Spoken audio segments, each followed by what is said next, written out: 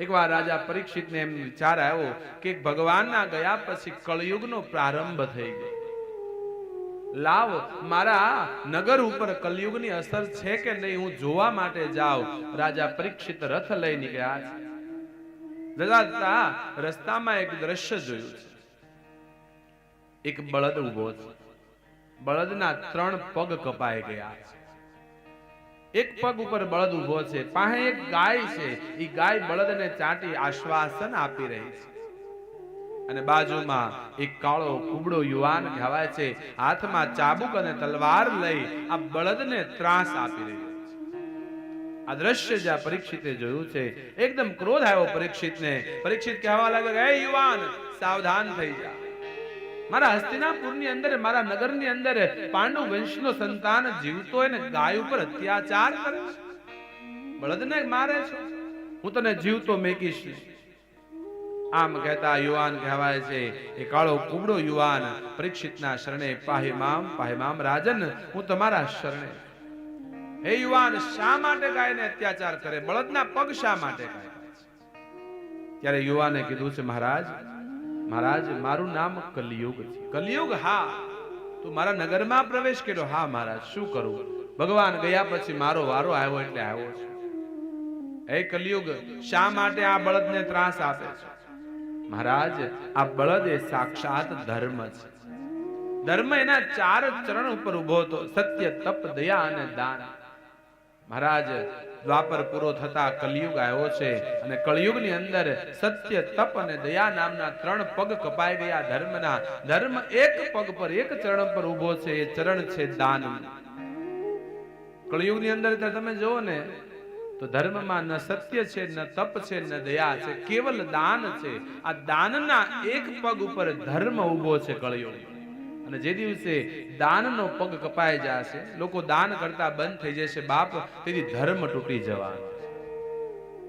મહારાજ, આ ગાય પૃથ્વી દેવી છે, એ ધર્મને આશ્વાસન આપી રહી છે.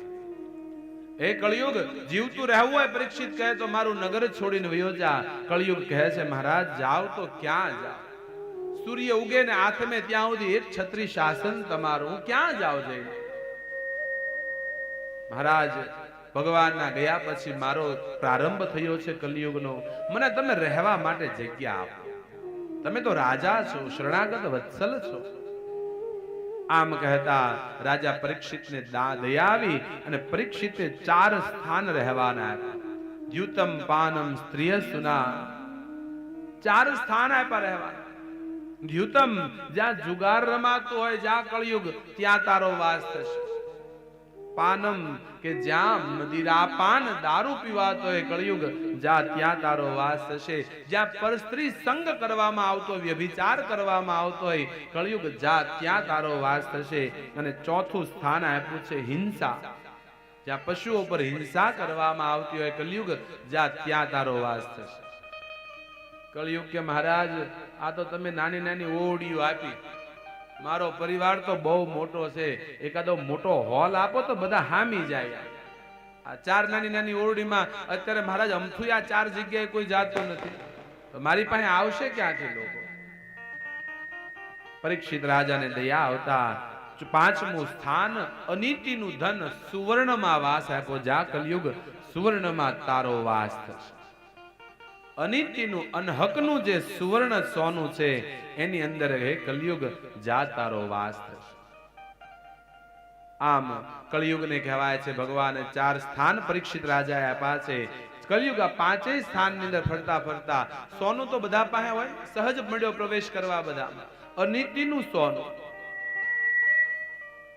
આપણે ત્યાં વૈષ્ણવ હોય ને, ભક્ત હોય ને, એના ઘેર તમે જોજો, જ્યારે કોઈ વસ્તુ લાવવામાં આવે ને, સોનું કેવું કઈક લાવે ને, તો પેલા ઠાકોરજીને ધરાવે. શું કામ? કે હે પ્રભુ, આ અમે તમને ધરાવી, આ પ્રસાદીનું થઈ જાય. આમાં કદાચ કાંઈ અનહકનું આવી ગયું હોય, આમાં કઈ ખોટું હોય તો પ્રભુ તમને ધરાવી. આપણે ત્યાં કોઈ પણ વસ્તુ પેલા ઠાકોરજીને ધરાવવાનો મહિમા હતો.